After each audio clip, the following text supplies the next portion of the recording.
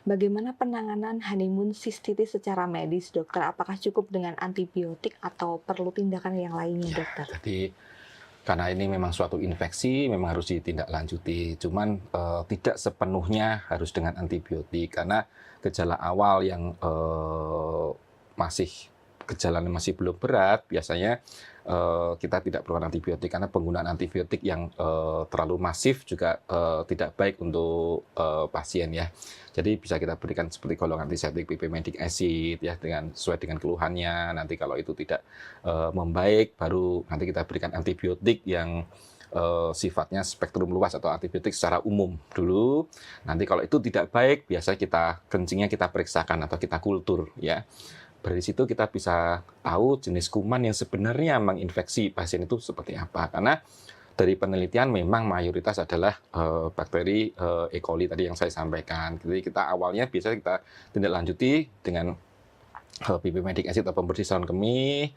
Kalau keluhannya tidak membaik, kita berikan antibiotik yang pada umumnya pada pasien-pasien sistis. Tapi kalau itu belum juga membaik, biasanya kita menunggu hasil kultur. Jadi pada saat kita berikan antibiotik awal, yang spektrum luas tadi, yang standar tadi, kita ambil kencingnya, kita kultur. Kita kultur tuh kencingnya kita bawa ke laboratorium untuk mengetahui jenis kumannya.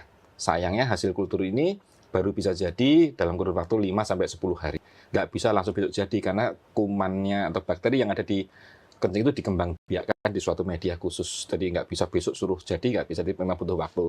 Nah, sembari menunggu waktu itu, kita berikan antibiotik yang standar tadi ya, yang spektrum luas, yang sesuai dengan pada umumnya infeksi saluran kencing. Kalau itu tidak membaik, baru kita sesuaikan dengan antibiotik yang sesuai dengan bakteri yang menginfeksi pasien tersebut.